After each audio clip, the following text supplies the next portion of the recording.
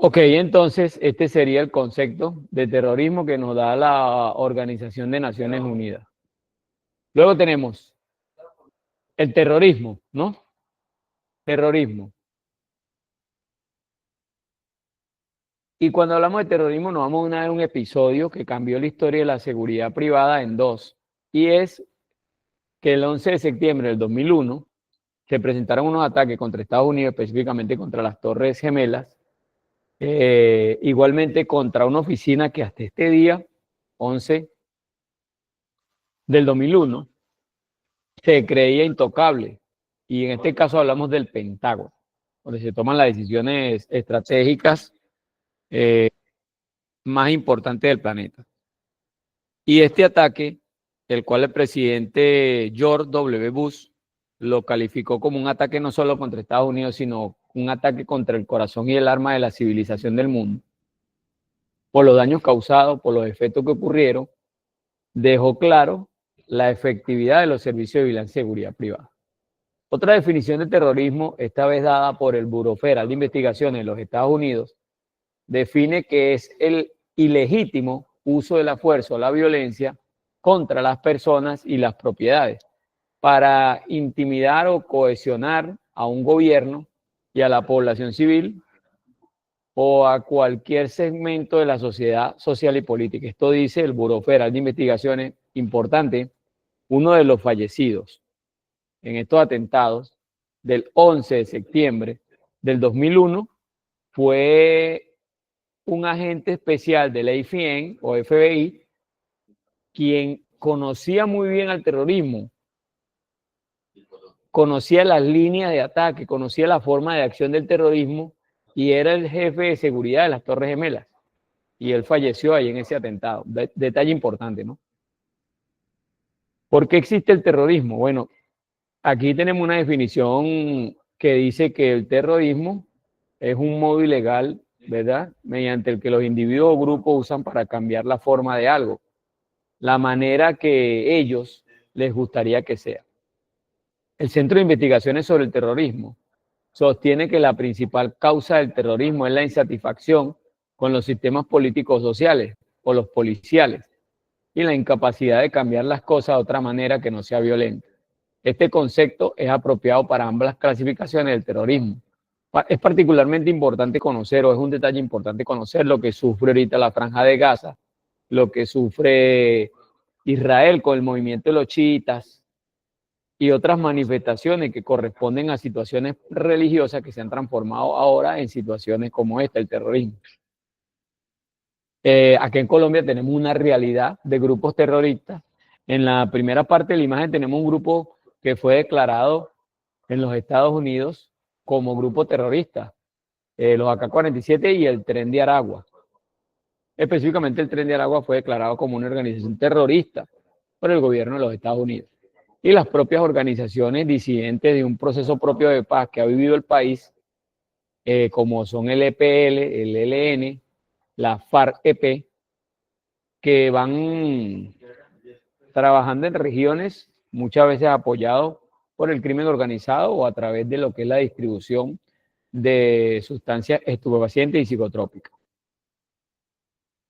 Los daños de estos grupos para nosotros están claros: peaje de Pamplona, peaje de Villa Rosario, que son las imágenes que ven ahora, y muchos otros en las diferentes lugares de la geografía de Colombia, como lo que acaba de pasar en Cali. Medidas ante el terrorismo, disuadir. Estas son técnicas usadas ¿para qué? Para que estos ataques no lleguen reforzando a los blancos, logrando un 100% de éxito. Los blancos serían los lugares donde estamos de servicio, verificando paquetes, tarjetas de identidad o documentos, vehículos que entren al área segura, a hacer patrullas de desplazamiento donde nos podamos ver, nos podamos mostrar, siempre trabajando de manera confidencial. Detectar, que se refiere a poder ubicar esta actividad, ¿sí? Lo que se puede realizar a través de análisis de inteligencia de amenaza, a través de detección, ¿sí? De sistemas de rayos X o de metal, circuitos cerrados de televisión. Y hoy en día, luego del 11 de septiembre, se han generado unos avances tecnológicos en relación a esto. Tenemos el demorar, que se trata de demorar el ingreso del terrorista, se hace por medio de barreras físicas ubicadas en el perímetro, puntos críticos, acceso, entre otros. Y denegar, esto ya sería por medio de negociación, de intervención de prensa, de información, que evite difundir pánico y a la vez que estos grupos sigan tomando más fuerza. Pasamos al tema de los explosivos y debemos entrar a la definición de un explosivo, y un explosivo es una mezcla o que reacciona a un estímulo, cambiando súbitamente de estado sólido a gaseoso, expandiéndose para ocupar una gran área. Esta nube expansiva es creada por la expansión realizada hacia afuera de la atmósfera y se forma de manera sólido y típicamente se clasifican en explosivos de bajo nivel y de alto nivel, basado en que en la velocidad a la cual reaccionan y se convierten en gas. Los explosivos de bajo nivel son los que tienen una reacción lenta de velocidad. Los explosivos de alto nivel son los que crean una onda de presión que se expande tan rápidamente que destruye cualquier objeto que se encuentre a su paso. Cuando hablamos de explosiones físicas, las podemos definir como un reventón o un estallido que tiene el poder para diferenciales, ¿sí? Y en las explosiones químicas pueden ser explosiones mecánicas consistentes en expansión repentina de un gas comprimido en un recipiente, cuya liberación pueda liberarse. En los explosivos debemos reconocer los detonadores. Cuando tenemos los detonadores tenemos dos clases, tenemos pirotécnicos y eléctricos. Detonadores, dos detonadores, pirotécnicos y eléctricos. Los detonadores pirotécnicos son unas cápsulas de aluminio cuyo interior se encuentra normalmente un nituro de plomo y se inicia con una mecha lenta. ¿Y sirve para qué? Para iniciar las cargas explosivas. Cuando hablamos de las explosiones químicas, estas se definen como una rápida liberación de gases con un gran desprendimiento de calor. Es decir, una explosión química es la combustión más o menos rápida dependiendo de su velocidad, que llamaremos combustión y defragación, o explosión o detonación. Hablar de fundamentos explosivos básicos para adentrarnos en el tema, debemos ver que hay unos tipos de reacción, ¿sí? Cinética química, como son la combustión, la deflagración, la detonación y los mecanismos de detonación. Esto es importante tenerlo en cuenta. Tipos de reacción, ¿verdad? En la función de la cinética química tenemos la combustión, ¿sí? Y esto puede definirse como tal, como toda reacción química capaz de desprender calor, pudiendo o no ser percibida por nuestros sentidos. Tiempo lento y que presenta una reacción, ¿sí? Bastante. Cuando hablamos de deflagración, es un proceso exotérmico en el que la transmisión de la reacción de descomposición se basa principalmente en la conductividad térmica. La deflagración es sinónimo de combustión rápida. Cuando hablamos de detonación, es el proceso físico-químico caracterizado por una gran velocidad de reacción y por la formación de gran cantidad de productos gaseosos a elevada temperatura, lo cual hace que adquieran gran fuerza expansiva, que se traduce en la presión sobre el área circundante. Los mecanismos de detonación, como ya lo hemos hablado, detonadores, esto ya lo tocamos suficientemente. Procedimientos ante la detección de un explosivo o de un artefacto explosivo. ¿Qué hacemos como vigilantes? No lleve dispositivos que transmitan alguna señal, apague los teléfonos celulares, los radios o dispositivos que emitan estática o señales electrónicas. No toque ningún tipo de objeto sospechoso, repórtelo a la autoridad de una vez y asegure el área. No altere el estado de la energía de ningún área, no prenda o apague luces si se encuentran apagadas y las así. Use todos los sentidos, ¿para qué? Para que busque objetos que puedan expeler olores inusuales. Verifique todas las áreas que estén selladas, ¿sí? Para evitar interferencia. Utilice la ayuda ofrecida por la policía o los bomberos si fuera necesario, y monitoree todo de acuerdo a lo que esté establecido. Cuando usted ve un objeto sospechoso que no pueda identificar, notifique de inmediato. Si ve alguna persona que está dejando un objeto sospechoso, no lo persiga, no lo llame, no vaya tras él, únicamente trate de tener todas las características que permitan identificarlo. Si la persona se retira del lugar en un automóvil, tome la descripción del mismo, es decir, del automóvil. Algunos riesgos a la seguridad en el control de acceso que pueden ser resumidos de la manera siguiente: artefactos introducidos a la empresa por una misma persona, artefactos introducidos en un vehículo, artefactos introducidos como mercancía, artefactos introducidos en equipaje de mano, artefactos introducidos como repartos o correspondencia. Estos riesgos pueden ser contrarrestados mediante algunas medidas de seguridad. Los artefactos transportados por una misma persona mediante el registro manual. Las personas que entran según la pauta y la utilización de vehículos.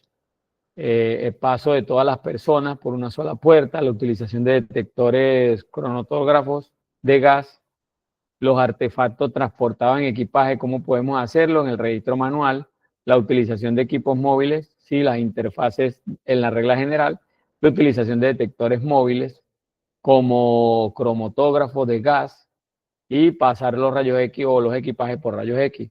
Artefacto introducido en vehículos, podemos utilizar perros, unidad K9 como la tenemos acá, la elaboración de un sistema preventivo de aparcamiento o de parqueo de los vehículos. Cuando hay un artefacto introducido como mercancía, el registro manual, artefacto introducido como aparato de correspondencia, el registro, la verificación y el control de acceso. Los envíos en forma de libro, cajas de bombones o regalos, los envíos que se abulten más de lo normal, los sobres con cubierta que tenga una escritura a mano, ¿sí? Lo que pasan de un lado a otro a su contenido, ¿sí? Proporcional al tamaño, y que presente cualquier tensión que pueda ocultar el muelle o mecanismo. Igualmente los envíos que presentan hilos o alambres o que tengan la esquina del sobre o de paquete pequeñas, la apertura que no se deban al roce manual o que no cedan a un roce manual, si son ovales que están rígidos, los que contengan frases restrictivas como fotos confidenciales, ejemplo, o etcétera, mejor dicho. Los que tengan un olor anormal o extraño, los que se dirijan a títulos, cargos, etcétera, mal escritos, los que contengan excesivo material de embalaje, como cinta de empaquetado, y los que tengan error ortográfico. Aquí en esta parte me quiero detener para decirle que los grupos terroristas son cuidadosos con la ortografía. Es decir, que un hecho normal en la observación de escrituras o de amenaza de grupos terroristas determina de que estos grupos no tienen errores ortográficos. ¿Qué hago si hay una amenaza mediante la notificación telefónica a un artefacto explosivo? El que reciba la llamada debe informar de inmediato a la central de comunicaciones. El vigilante que esté de turno le debe notificar la emergencia a la central de la empresa, quienes son los que van a evaluar la amenaza recibida. En caso de que se ordene llevar a cabo la búsqueda, se seguirán los protocolos de seguridad. Para mantener el control sobre esta situación, se debe proceder de la manera siguiente: personal de seguridad y vigilancia que inicie el procedimiento de búsqueda debe establecer preferencias en las áreas a que van a registrar. El lugar donde se indicó que estaba la bomba según la amenaza, la área de fácil acceso, el alrededor del exterior de la entrada principal, el área de visitantes, los baños, los sanitarios, los pasillos, etc. ¿Cuáles áreas pueden ser susceptibles? Estaciones eléctricas, plantas eléctricas, aire acondicionado, centro de cómputo. El desalojo del edificio no se puede efectuar hasta que el artefacto haya sido encontrado y se reciba la autorización. Si se decide desalojar, los primeros en hacerlo serán las personas que estén cerca al artefacto. Se utiliza el plan de desalojo. Las acciones que se tomarán cuando el artefacto sospechoso sea encontrado. El vigilante de turno mantendrá la seguridad en todo el área, impedirá el acceso de personas no autorizadas, no se deben abrir puertas o ventanas, deben abrirse las puertas o ventanas ¿para qué? Para reducir la explosión y el daño con fragmentos que sea secundario. si el artefacto está en el interior de un salón o edificio cerrado. Haga las preparaciones necesarias para combatir el fuego si fuera necesario, o sea, tenga a la mano equipo de extinción de incendio, mantenga la custodia del área donde fue encontrado el artefacto hasta que llegue la policía y los expertos en explosivos. Los planes de seguridad, que son las medidas que surgen y que existen unas metas para conseguir. Entonces, la dificultad del acceso para los delincuentes o dificultar el acceso a los delincuentes, el empleo de medidas de seguridad existentes y suplitorias y medidas especiales para proteger la zona crítica, la eliminación siempre que sea posible de la zona donde se puedan ocultar un presunto explosivo. Desarrollo de la capacidad de detección, una de las características que suelen ser más comunes a todos los terroristas con explosivos es la necesidad de colocar el artefacto en el lugar elegido. Deben colocarlo donde eligieron. Por esta razón se entiende que dirigir las medidas protectoras al control de acceso, que es lo principal. El plan de seguridad para responder a una amenaza de bomba, toda organización debe tenerlo, disponerlo de ello. Cuando ustedes lleguen a un puesto de servicio deben preguntar que si lo tienen. Y aquí se van a tomar unas medidas como la evaluación inmediata, la evaluación total inmediata, perdón, la evaluación inmediata del local, el registro por parte del personal del área de trabajo, el registro por parte del personal de seguridad y el registro por parte de la policía, el control policial. La decisión de evacuar es la última instancia. La responsabilidad la tiene la dirección de operaciones o la dirección de seguridad del lugar. El personal que esté efectuando el registro técnico de lo que sería el artefacto puede hacer recomendaciones y hay demasiados factores que implican para que nadie pueda predecir con absoluta certeza cuánto daño va a producir un explosivo. No hay forma hasta ahora. Las organizaciones en las que existe un personal de seguridad profesional y preparado especialmente para eso debe tener en cuenta.